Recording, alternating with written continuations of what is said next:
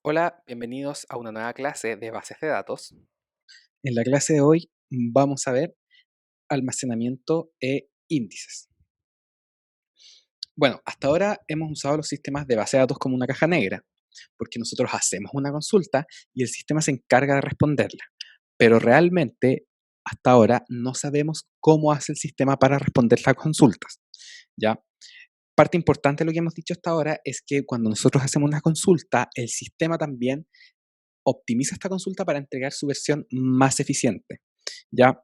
Entonces, lo que vamos a aprender durante las siguientes dos clases es a intentar dilucidar cómo funciona un sistema de base de datos para responder las consultas de forma lo más eficiente posible. Entonces, lo que vamos a ver es cómo funciona realmente el sistema y cómo se evalúa una consulta. Entonces, este es la arquitectura de un sistema de base de datos. Estas son sus componentes. Las más importantes componentes de un sistema de base de datos son las transacciones, el administrador de almacenamiento y el procesador de consultas. Así que para entender más o menos cómo se procesa una consulta en SQL, vamos a ver el ciclo de vida de una consulta. Entonces, tenemos esta consulta que es un join entre jugadores, partidos y una relación intermedia. Entonces estamos haciendo un join y aparte estamos solicitando que el año de nacimiento del jugador sea mayor o igual a 1985. Y también estamos haciendo una proyección. Entonces, vamos a ver qué es lo que hace el procesador de consultas con la query que acabamos de mostrar. La primera parte es validar la consulta en base a su sintaxis, es decir, que no tengamos un error en la sintaxis de la consulta que estamos escribiendo. En el caso de que haya un error, este error se arroja al usuario y el ciclo termina acá. Sin embargo, si la consulta es correcta, nosotros vamos a convertir esta consulta a álgebra relacional con el propósito de después tratar de optimizarla. Y finalmente, vamos a optimizar la consulta en forma básica. Esto es utilizando restricciones numéricas triviales.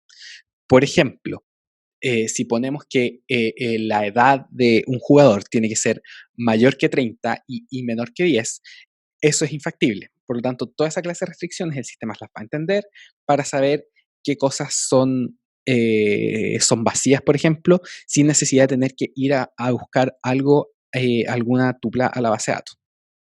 Entonces, el paso 2 es tratar de reescribir la consulta. Lo primero es desanear lo más posible para después reescribir la consulta aplicando reglas del álgebra relacional. Por ejemplo, si tenemos un join y luego de eso estamos haciendo una selección, como en este caso, que era que el jugador naciera después del año 1985, nosotros quizás lo que queremos es tratar de empujar la selección dentro del join, cosa de que el join que estemos haciendo sea entre tablas lo más pequeñas posible para que se conteste más rápido.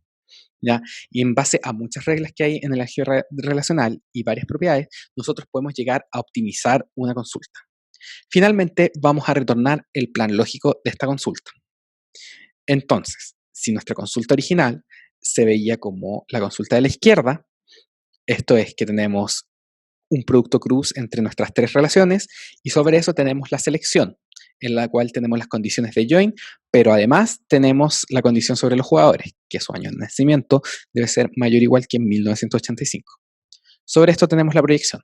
Entonces, tomamos lo de la izquierda y lo transformamos a una consulta un poco más depurada, en la que identificamos cuáles son los joins y la selección la empujamos lo más hacia las hojas del árbol de consulta posible. En este caso, estamos haciendo una selección sobre la tabla de jugadores y luego, después de haber hecho el filtro, vamos a hacer el join con la relación intermedia para después hacer el join final y, por último, la proyección. La idea de esto es tratar de que los joins sean lo más livianos posible. Finalmente, lo que hace el optimizador de consultas es cambiar cada operador lógico por un operador físico. ¿Qué es un operador lógico? Un operador lógico, por ejemplo, es lo que tenemos a la izquierda, donde decimos, aquí hay que hacer un join, aquí hay que hacer una selección, aquí hay que hacer una proyección, pero no estamos indicando cómo la vamos a hacer. Entonces, cada operador del plan lógico se reemplaza por un operador en concreto. Por ejemplo, para hacer un join tenemos varios algoritmos a nuestra disposición. Unos de los más conocidos son los index nested loop join, los hash join o los merge sort join. ¿ya? Entonces, entre todos los algoritmos de join que tenemos disponibles, vamos a escoger para cada join uno de ellos. ¿Por qué? Porque bajo ciertos casos nos conviene usar un tipo de algoritmo y bajo otros casos nos conviene usar otro tipo de algoritmo. Entonces, esta parte trata de reemplazar cada operador lógico por el operador físico que más conviene, ¿ya? Entonces pasamos del plan de la izquierda al plan de la derecha, donde sabemos en concreto qué algoritmo vamos a utilizar en cada paso de la consulta para poder responderla. Y finalmente ejecutamos la consulta tratando de hacer uso de pipeline. Esto es que cada operador retorna tuplas a su operador padre lo más pronto posible. Entonces, dado que ya conocemos el ciclo de vida de una consulta, vamos a pasar a las otras componentes. Tenemos el administrador de almacenamiento. Aquí tenemos la administración del disco duro, que se encarga de manejar el almacenamiento secundario. Es decir, cuando yo inserto tuplas o hago modificaciones a estas, hacer que estas tuplas queden guardadas de forma persistente en el disco duro. Y también tenemos el Buffer Manager, que es una componente muy importante del sistema, puesto que es la que se encarga de ir a buscar las tuplas en el disco duro y cargarlas en memoria RAM para poder hacer los cómputos necesarios para responder las consultas. Esta componente además se encarga de intentar minimizar la cantidad de lecturas que yo voy a ir a hacer al disco duro. También tenemos métodos de acceso que se encargan de la organización eficiente de los datos en disco duro. Las transacciones. En los sistemas de base de datos tenemos una componente que se encarga de las transacciones.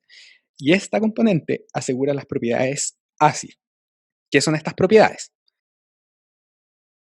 Son aquellas que se encargan de la atomicidad, la consistencia, el aislamiento y la durabilidad. Entonces, ¿qué significa cada una de estas propiedades? Atomicidad significa que cada operación en el sistema se tiene que ejecutar entera o no se ejecuta, pero no puede quedar a medias, ¿ya? Entonces, cada transacción que yo vaya a hacer al sistema tiene que ejecutarse entera o si no, no se tiene que ejecutar. No puede quedar nada a medias. La segunda, que es la consistencia, se trata de que cada vez que yo haga modificaciones en mi sistema de base de datos, esta tiene que quedar en un estado consistente. ¿Qué es un estado consistente? Es, por ejemplo, no romper las restricciones de integridad que he planteado, como por ejemplo las llaves primarias, foráneas, etc. Aislamiento hace referencia a que cada operación en el sistema debe ejecutarse como si fuese la única operación corriendo en el sistema, a pesar de que tengamos muchos usuarios concurrentes ejecutando consultas a la vez. Y finalmente la durabilidad dice que cada vez que nosotros hacemos una operación, y cada vez que comiteamos este resultado, es decir, que avisamos que la transacción está lista, esta debe quedar persistente en el sistema de base de datos en el futuro. Entonces, el administrador de transacciones se encarga de asegurar aislamiento y consistencia, mientras que el log y recovery manager se encargan de asegurar atomicidad y durabilidad. Estas dos componentes son súper importantes y en clases futuras vamos a dedicar una clase para ver cómo se manejan las transacciones y cómo se maneja el log y el recovery manager. Finalmente tenemos un administrador de procesos que se encarga del manejo de sesiones, ya por un lado, y también se encarga de manejar los procesos y los threads, además de cómo paralelizar las consultas. Y finalmente tenemos utilidades varias, como por ejemplo el administrador de catálogos, que maneja los metadatos asociados al esquema. Esta componente es súper importante, porque por ejemplo en el catálogo nosotros guardamos la cardinalidad de cada una de nuestras tablas, además de, por ejemplo, estadísticas sobre ellas, cuál es el valor mínimo, el máximo, etc. Todas estas estadísticas son importantes a la hora de responder una consulta, puesto que, por ejemplo, si estamos haciendo un join entre muchas tablas, nos gustaría que primero el sistema hiciera join de las tablas que son más pequeñas, puesto que probablemente la operación sea más liviana. Entonces, nosotros cuando estamos haciendo un join como este, vamos al catálogo, obtenemos las estadísticas y tratamos de hacer un plan lo más eficiente, también teniendo en cuenta las estadísticas y la información que encontramos en el catálogo. También tenemos el administrador de memoria que asigna memoria a las componentes de nuestro sistema de base de datos. Luego de este repaso por las componentes de un sistema de base de datos, vamos a continuar con almacenamiento. La base de datos necesita ser persistente los datos en memoria secundaria. Esto es porque cuando se apaga el computador, nosotros queremos que los datos sigan estando ahí. Entonces vamos a primero ver la jerarquía de memoria. Sabemos que la CPU es más rápida que cualquier otro componente del computador en términos de ejecución de instrucciones. Sin embargo, esta no tiene memoria, puesto que cuando ejecuta una instrucción ya olvida lo que hizo anteriormente. El caché nos sirve para guardar instrucciones de la CPU con su respectivo resultado, en el caso de que queramos repetir un cómputo, ir a buscarlo ahí. Luego tenemos RAM, donde ya podemos almacenar valores, datos, objetos, etc. Pero sin embargo, cuando el computador se apaga, la memoria RAM pierde todo lo que tenía guardado. Luego ya tenemos almacenamiento que es persistente, como son los discos de estado sólido, los discos duros magnéticos, que son los discos duros clásicos, y las cintas. Estos últimos tres nos sirven para guardar datos aun cuando el computador se apaga, porque cuando volvemos a prender el computador, la información, los datos, etcétera, sigue estando ahí. Destacamos la diferencia entre disco de estado sólido y disco duro magnético. Los discos de estado sólido son más rápidos, pero también son más caros que los discos duros magnéticos. Cuando nosotros queremos almacenar grandes cantidades de información, nosotros almacenábamos todo en discos duros magnéticos. Entonces, ahora vamos a ver cómo funcionan estos discos duros magnéticos. Entonces tenemos varios platos y en cada uno de estos platos tenemos sectores. Ya en la figura de la derecha pueden ver lo que es un sector. Este sector, cada uno de estos sectores está separado por un gap y adyacente a él hay otro sector hasta dar una vuelta entera por el cilindro, por el plato. ¿Ya? Entonces, toda esta vuelta es un track del disco duro. Hay varios tracks en un disco duro y hay gap para separar los tracks y para separar los sectores. Todo el plato puede tener una o dos caras, ya que se puede leer por ambos lados. Y por último tenemos la cabeza lectora, que separa en los sectores y lee la información para mandarla a memoria RAM. Entonces tenemos estos sectores que están uno al lado del otro almacenando la información. Cuando nosotros guardamos algo en el disco duro, nosotros estamos escribiendo estos sectores. Entonces cada uno de estos sectores está adyacente uno al lado del otro, formando los tracks. Entonces cuando yo quiero ir y leer algo de mi disco duro, yo posiciono la cabeza lectora en algún sector y empiezo a leer desde ahí hacia adelante, cargando toda esa información en memoria RAM. Para esto es muy importante hacer notar que estos cilindros, estos platos están girando constantemente para permitir que la cabeza lectora pueda leer la información de nuestro disco duro. Entonces cuando, por ejemplo, nosotros guardamos algo, un archivo, lo que sea, nosotros vamos y estos sectores los escribimos de alguna forma. Y cuando nosotros queremos abrir un archivo, tenemos que ir a ese lugar en disco duro para traer todos esos bloques que están uno al lado de otro para ir a buscar la información. Entonces, ¿cómo funciona un disco duro? Si yo quiero abrir un programa, por ejemplo, yo me paro en el sector donde el programa está guardado en el disco duro con la cabeza lectora y empiezo a leer cada uno de los sectores hasta obtener todo lo que yo necesito y así pasar esto a memoria RAM. Entonces, veamos un ejemplo de disco duro. Supongamos que un disco duro tiene 16 superficies, que son 8 platos dobles. Entonces, los tracks, sabemos que es aproximadamente 2 elevado a 16 tracks por superficie. En cada track tenemos 2 elevado a 8 sectores y cada sector es de 2 elevado a 12 bytes. Si multiplicamos todo esto para obtener la capacidad de nuestro disco duro, tenemos un disco duro estándar de 1 terabyte. Entonces, vamos a diferenciar el sector, que es la unidad física mínima de almacenamiento para el disco duro, que es lo que vimos anteriormente, y una página. Una página es la unidad lógica mínima de almacenamiento para el sistema de archivos, y esto depende más bien del sistema operativo. En general, las páginas tienden a conformarse por hartos sectores, ¿ya? Así que ahora, dado que conocemos las partes de un disco duro, vamos a ver cómo funciona cómo funciona la forma de interactuar del disco duro con la memoria RAM. Entonces, en memoria RAM siempre suponemos que tenemos cargado el sistema operativo en cierto espacio disponible en la memoria RAM. Entonces, supongamos que tenemos el disco duro y ahí está instalado Word, que nos ocupa 3 casilleros de los que tenemos en memoria RAM. Aquí es importante hacer notar que lo que un casillero representa es una página, ¿ya? Y en disco duro, una página estaba conformada por hartos sectores. Entonces aquí este ejemplo es hipotético. Ya tenemos un disco duro en el que estamos diciendo que Word me ocupó 3 páginas. ¿Ya? Esas 3 páginas se componen de muchos sectores. Esto en realidad no es así. Word probablemente ocupa mucho más que 3 páginas. Pero lo que estamos diciendo es que tenemos una página que se compone de sectores, ¿ya? Y lo que el sistema operativo lleva de disco duro a memoria RAM son estas páginas, ¿ya? Entonces, cuando nosotros queremos abrir Word, lo que hacemos es ir a buscar el disco duro, donde está la instalación del programa, y llevamos esto a memoria. Mientras está en memoria, nosotros podemos ocupar el programa. Ahora supongamos que queremos abrir otro programa como Spotify. Eso nos gasta más espacio de la memoria. Entonces, ¿qué pasa si queremos jugar un juego? Por ejemplo, FIFA, porque ya nos cansamos de escribir lo que estábamos haciendo en Word y queremos distraernos un rato.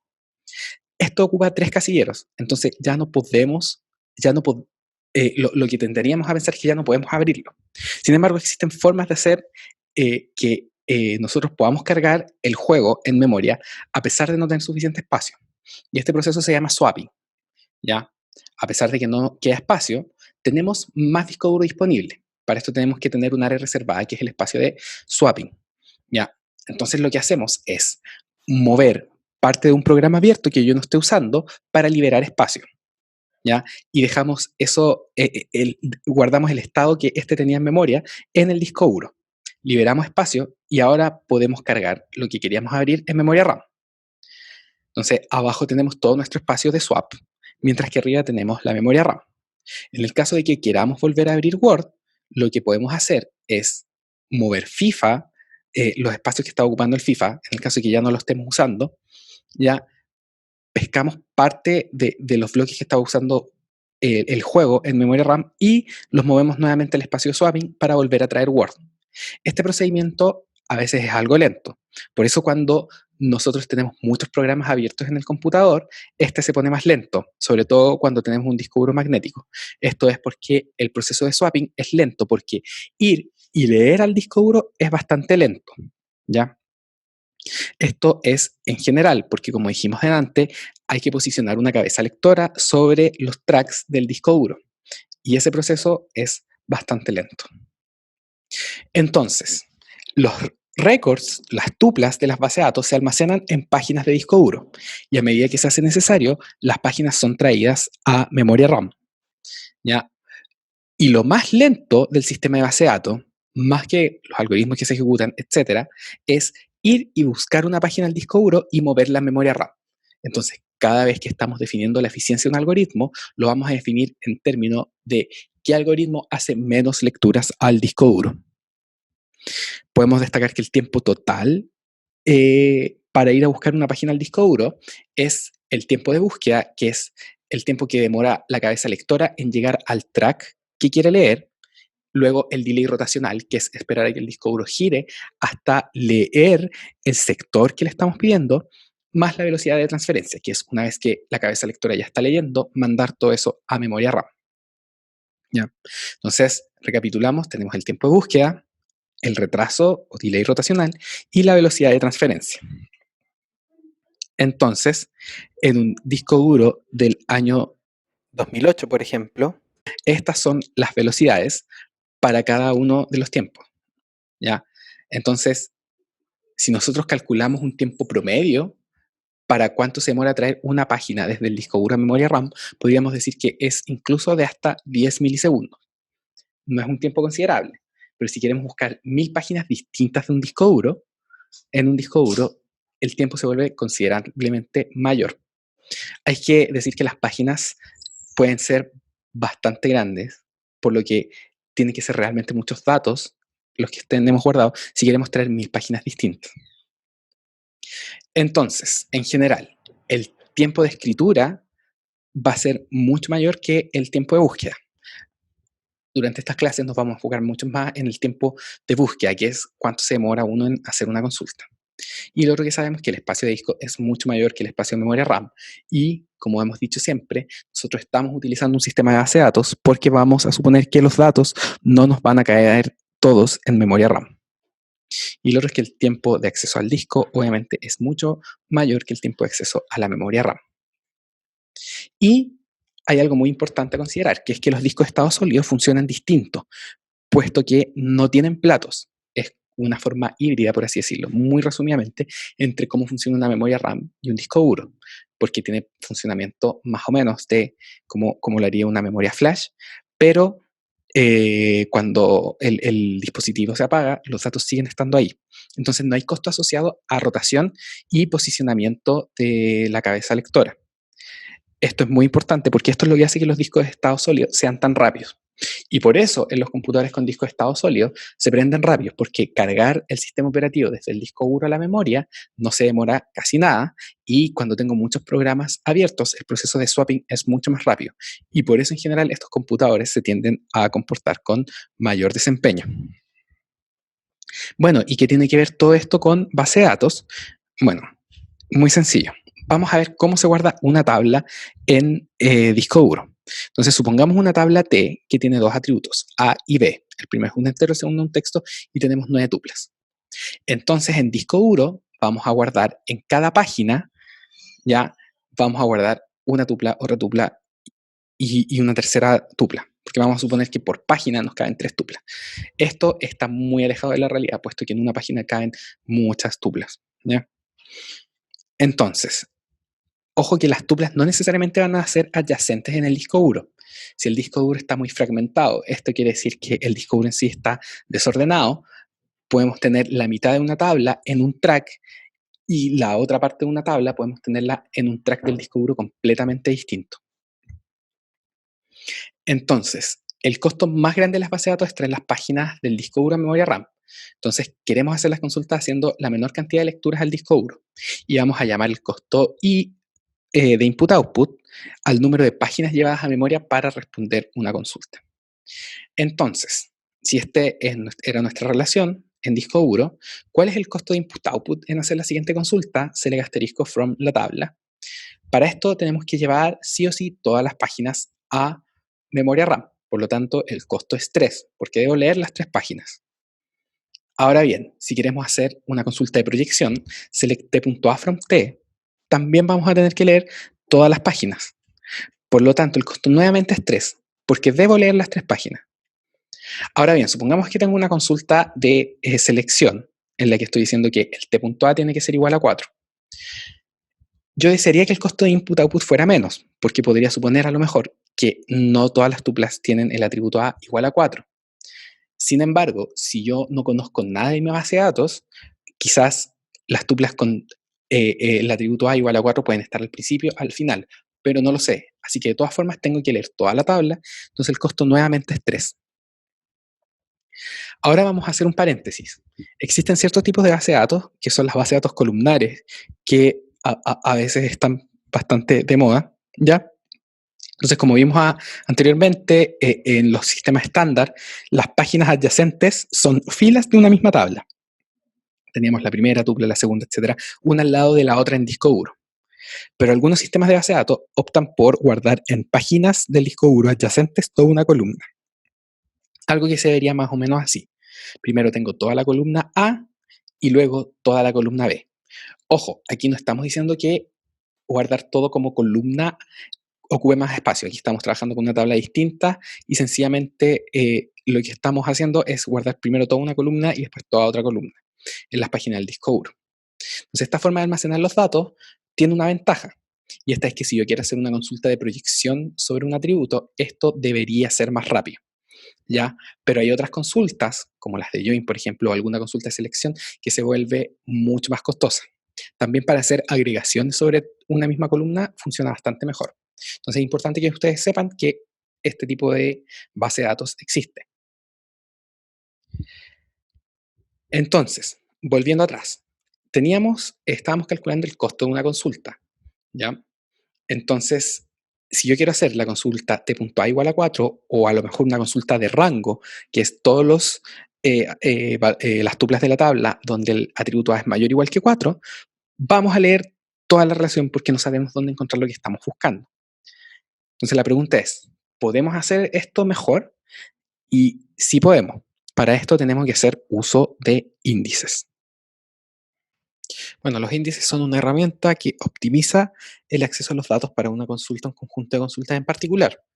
¿Cuál es la idea? Es que si nosotros hacemos una consulta, evitemos tener que recorrer todas las tuplas para encontrar lo que estamos buscando. La idea es hacer la menor cantidad de lecturas al disco duro. E idealmente, un índice debe caber en memoria RAM, porque los índices se guardan en páginas del disco duro. Entonces, si queremos crear un índice en una base de datos SQL, tenemos que usar el comando create index, entregando el nombre del índice y diciéndole sobre qué tabla y qué atributo en particular lo queremos crear. Y es muy importante señalar que las llaves primarias están indexadas por defecto. Entonces, las consultas que queremos optimizar son las consultas por valor y las consultas por rango. Las primeras son del tipo select asterisco from una tabla, donde tabla.value igual un valor. Y la otra es de rango porque quiero todas las tuplas de una tabla, tal que un atributo sea mayor o igual que cierto valor. ¿Ya? Puede ser mayor o igual y menor o igual a la vez, etc. Es un rango de valores determinado. Entonces, ¿cómo se comportan los índices? ¿Cuál es el flujo que sigue una consulta que utiliza un índice? Entonces, supongamos que tengo una tabla de usuarios, donde tengo un UID, que es primary key, tengo el nombre y una A, y tenemos bueno, ahí claramente el UID tiene que estar indexado, porque es una primary key, ¿ya? Entonces, el índice normalmente es una colección de archivos que va a ir completo en memoria. Entonces, cuando nosotros hacemos la consulta, select asterisco from usuarios, where UID igual 104, esta consulta se resolverá con el índice sin recorrer toda la tabla. Entonces el índice encuentra rápidamente la tupla que cumple con la condición y puede devolvernos esta tupla o un puntero hacia la dirección del disco duro. Entonces aquí vamos a definir dos cosas. Lo primero es la search key, que es el parámetro que yo le pregunto al índice. Por ejemplo, quiero que el UID sea 104. Entonces, por ejemplo, ahí estamos señalando que mi search key es el UID igual 104. Y un data entry es la tupla o el valor que encontramos después de preguntar por cierta search key al índice. Recordemos que puede ser una tupla, pero también puede ser un puntero.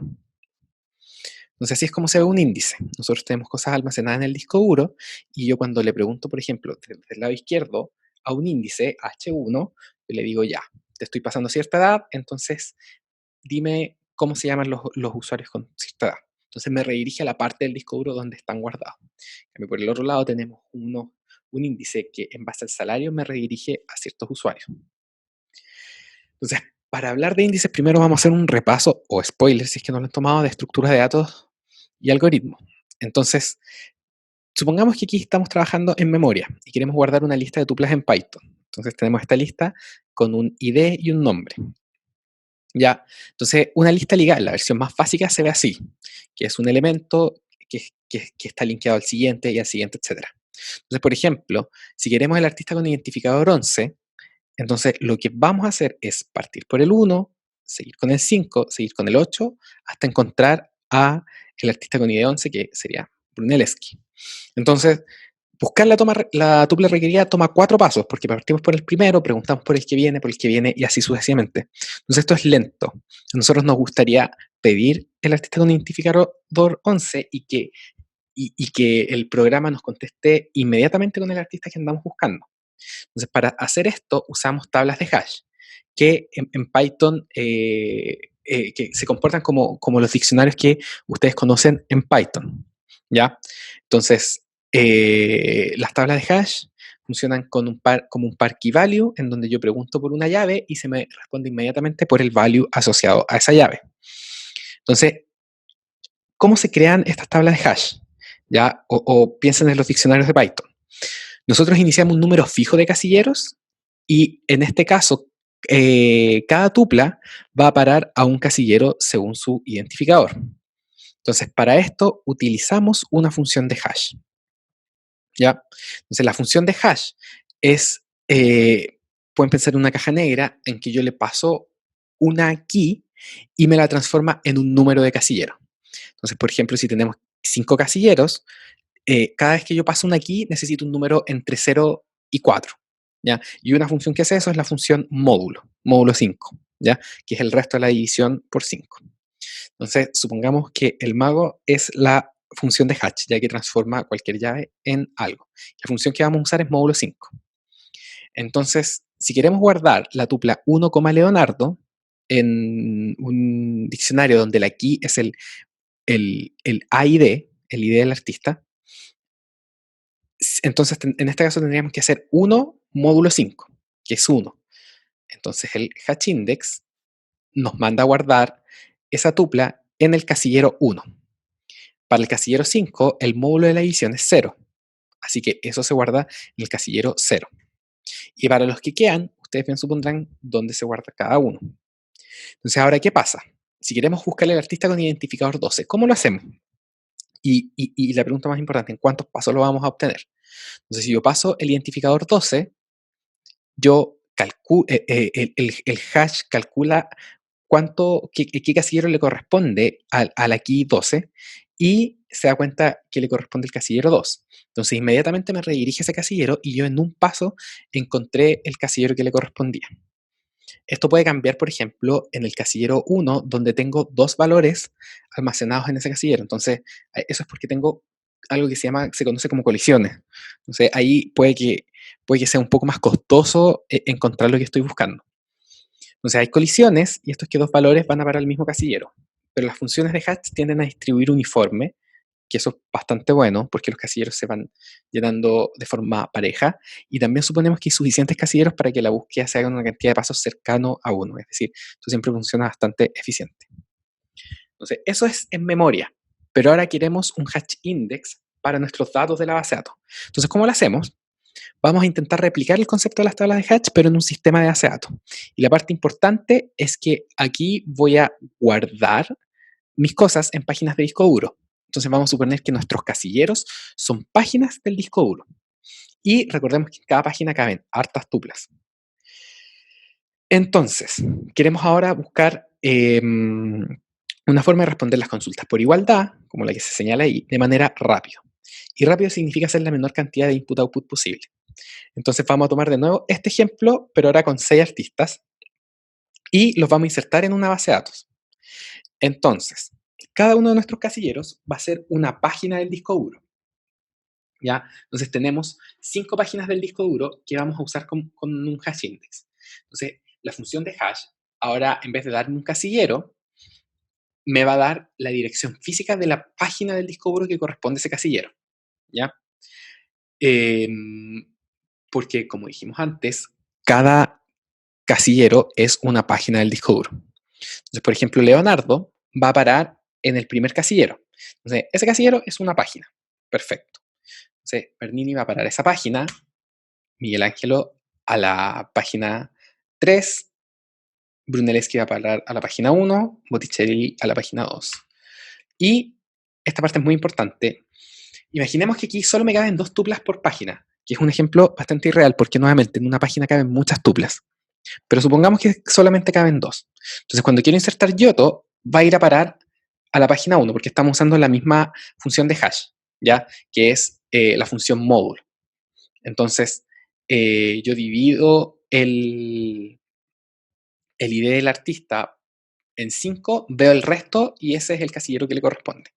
Nuevamente, la base de datos lo que va a hacer es, en vez de darme un número de casillero, en algún momento tengo que transformar ese número de casillero en una página en concreto del disco duro. Es como, te doy esta dirección en tu disco duro, anda a guardar tus datos acá. Entonces, cuando queremos insertar algo más en el casillero 1, vamos a tener esto, que significa que agotamos todo un casillero, así que vamos a linkear el final de la página con el inicio de otra. Entonces estamos enlazando páginas. Y este concepto se conoce como overflow pages, que son las páginas de cuando un casillero se me llena y tengo que empezar a linkearlos entre ellos. Entonces, para una relación R y un atributo A, ya R es una tabla y el atributo es el que queremos indexar. N páginas de disco van a servir de buckets o casilleros, y cada bucket cuenta con una lista ligada de overflow pages. Entonces, usamos una función de hash que me indicará qué bucket le corresponde a cada valor. Entonces, eso me indica un casillero y después yo ese casillero lo transformo en la dirección de la página en el disco duro. Entonces, eso se ve básicamente así, que es lo que mostramos anteriormente. Entonces, para buscar un elemento Dado una search key, lo que hacemos es computar el valor de hash de esa llave, accedemos al bucket correspondiente y se busca el elemento en la página de disco duro asociada o en una de las overflow pages. Entonces, ¿qué pasa con las colisiones? ¿Qué problema podemos llegar a tener con esto? Es que las overflow pages pueden ser muy largas y eso sería un problema, porque para encontrar una tupla quizás tenemos que hacer muchas lecturas de las páginas de las overflow pages y eso puede llegar a ser costoso. Entonces, si nosotros queremos hacer una consulta, select asterisco from artistas where el ID del artista sea algo, ¿ya? Para calcular el costo, entonces, de hacer una consulta, funciona de la siguiente manera. Yo tengo, en una página del disco duro me caben B elementos, y yo sé cuántos buckets tengo, ¿ya? Entonces, si la función de hash distribuye uniforme, y mi número de elementos guardados, pueden suponer que son tuplas, ¿ya? Recordemos que eran tuplas o punteros, pero eso lo vamos a discutir más adelante. Imagínense que en los hash index estamos guardando tuplas. Entonces, el número total de tuplas, que es el valor absoluto de data entries, yo lo tengo que dividir uniformemente en todos los buckets, ¿ya? Entonces, sé cuántos elementos me caben en una página y sé el número de buckets que tengo. Entonces, esta división lo que me está dando es un aproximado del largo de las overflow pages, que al final, si suponemos que esto distribuye uniformemente, que es algo que podemos suponer, es el costo de input-output que voy a tener que recorrer. Porque en llegar a un casillero y navegar todas las overflow pages, eso es recorrer el largo de las overflow pages, que es lo que me está dando esta división. Entonces pasamos de recorrer toda la tabla a esto, que es bastante bueno. Pero ¿qué más? Si tenemos muchas colisiones, existe algo que se llama un hash index dinámico. Existen tipos de hash index que crecen a medida que es necesario, por ejemplo, el extendable hash index o el linear hash index. Y esto lo que hace es que ya si tengo muchas colisiones y las overflow pages son muy grandes, el número de casilleros aumenta y redistribuyo todo lo que tengo. Y esto es muy bueno porque así mantengo el costo de buscar algo cercano a 1. Básicamente yo pregunto por un valor y el hash index me responde al instante con la tupla, casi sin tener que esperar nada. Entonces, si el costo de input-output es cercano a 1, esto va a ser muy, muy rápido de resolver. Pero hay un caso donde no nos conviene utilizar hash index. Y como supondrán, son para las consultas de rango. Entonces, para eso existe otro tipo de índices que son los Biblas-Tree. Y los Biblas-Tree son los índices más usados en los sistemas de bases de datos. Entonces, vamos a aprender ahora cómo se utilizan estos índices. Entonces, un Biblas-Tree tiene las siguientes características. Es un índice basado en árbol, ¿ya? Entonces, las páginas del disco van a guardar los nodos de este árbol. Este árbol me sirve para atravesar el árbol desde la raíz hasta las hojas para encontrar las tuplas que van a estar almacenadas en las hojas, ¿ya? Las tuplas o los punteros a las tuplas, los elementos que estamos buscando al final. Provee un tiempo de búsqueda logarítmico cuando yo quiero hacer consultas de igualdad, pero también se comporta bien con consultas de rango, y vamos a ver enseguida por qué.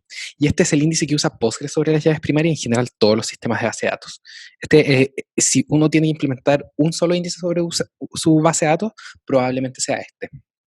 Entonces, ¿cómo funciona?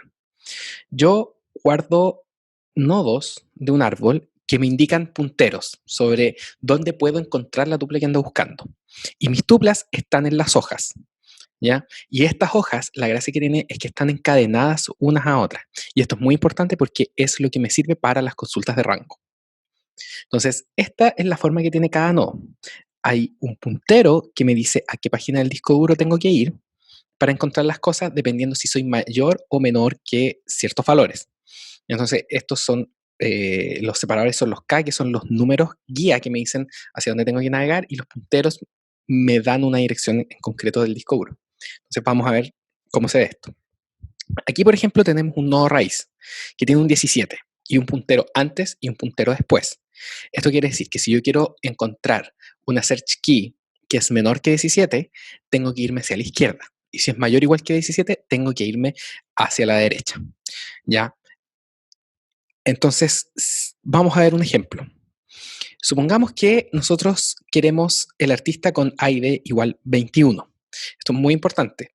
Aquí recordemos que los nodos intermedios, la raíz, el siguiente nivel, etcétera, son solamente punteros que me dicen dónde puedo encontrar la tupla. Pero todos mis datos están en las hojas, en el último nivel del árbol. ¿Ya? Entonces, si queremos el artista con ID 21, le preguntamos al árbol. ¿Ya? Comenzamos a navegar el primer nodo y nos damos cuenta que 21 es mayor que 17. Así que vamos a usar ese puntero. Ahora vamos a preguntar, 21, ¿es menor que 20? Y como no lo es, vamos a preguntar en el siguiente rango, 21, ¿es menor que 22? Y como es menor que 22, ese es el puntero que vamos a tener que utilizar. Y ahí damos un salto a una siguiente página de disco donde vamos a encontrar el elemento con ID 21. Por lo tanto, nos vamos a quedar ahí y lo vamos a retornar, el elemento que encontramos. ¿Ya?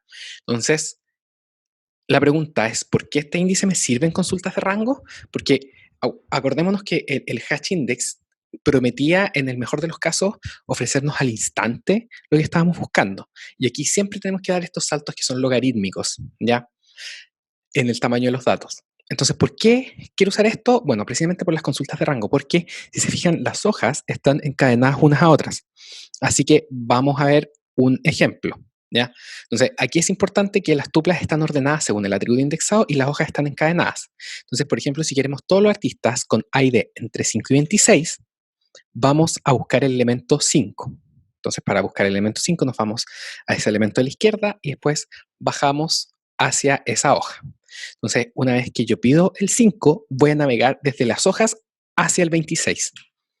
Entonces encontré el 5 y ahí navego hacia el 26, que no existe, ¿ya? Entonces vamos a devolver todos los valores entre el 5 y el 22. Y tengo que recorrer solo las hojas que corresponden al rango que yo estoy pidiendo.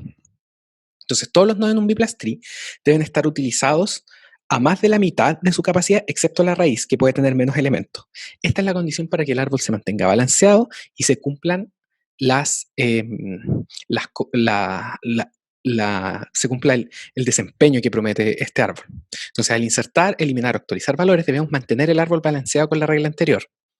Todos los nodos intermedios, todos los nodos intermedios hacia abajo, ya salvo la raíz, tienen que estar llenos por lo menos hasta la mitad.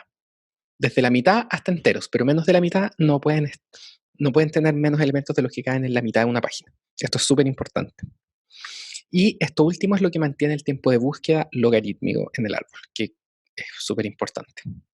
Entonces, ¿cuál es el costo de búsqueda si yo quiero hacer una consulta de igualdad? Es la altura del árbol. ¿Ya? Si volvemos atrás, es la altura del árbol, porque si yo quiero llegar hasta el 5, por ejemplo, en este caso, en una consulta que no es de rango, supongamos que solo queremos encontrar el 5, me paro en la raíz, que es una lectura en disco duro, porque recordemos, los nodos son páginas de disco. Entonces, esa es una lectura, después me salto a la página de la izquierda y después llego a la raíz. Entonces, es la altura del árbol. Entonces, ¿cómo calculamos la altura del árbol? Bueno, eso ustedes lo vamos a discutir en clase, ¿ya? La explicación. Pero la intuición es la siguiente, es que en el peor de los casos yo voy a tener todo lleno hasta la mitad, ¿ya? Entonces, si yo quiero, eso implica que cada uno de los nodos va a tener B medios hijos, siendo B el tamaño de una página en tuplas, en elementos. Entonces, si en cada página caben B medios elementos, ¿ya? Yo para, como el B+3 exige que todas las cosas estén llenas hasta la mitad, entonces cada uno de los nodos va a tener B medios hijos. Entonces eso se va a ir propagando de forma exponencial. Entonces para almacenar todos los elementos, que son las tuplas que estoy guardando, ya tenemos que calcular este logaritmo. Esto es para una consulta de igualdad. Y si queremos hacer rango, es llegar hasta el final y después todas las páginas que tenemos que recorrer hacia adelante. ¿Ya? Nuevamente, esto lo vamos a discutir en clase. Entonces, ya habíamos dicho que en los índices a veces podemos retornar una tupla, que es como lo hemos visto hasta ahora, pero también me puede retornar un puntero, una lista de punteros, las páginas del disco duro que tienen las tuplas que estoy buscando. Entonces, por ejemplo, yo a un hash index o un árbol le puedo preguntar, dame el artista con ID 4 y no me va a retornar la tupla, sino que me va a retornar un puntero y me va a decir, si tú vas a esta página del disco duro, vas a encontrar lo que estás buscando. Entonces, un índice cluster es el que me retorna una tupla y un índice uncluster es el que me retorna un puntero. Esto es está más o menos relajado respecto a la definición original, porque la definición original, que esto ya no es tan importante para efectos de este curso, es que un cluster index es un índice que está ordenado de la misma forma que los récords de la DB, y un cluster file es el índice que me retorna la tupla en vez de un puntero. Y rara vez vamos a encontrar un cluster index que no sea un cluster file, por lo que para efectos de este curso consideramos que la definición de cluster index es la que discutimos antes. Y un cluster index se conoce como índice primario y un cluster index se conoce como índice secundario. Entonces, por ejemplo, si yo tengo una tabla de empleados, un índice primario en general es el que se aplica sobre la primary key. Esto pasa básicamente en todos los sistemas de base de datos.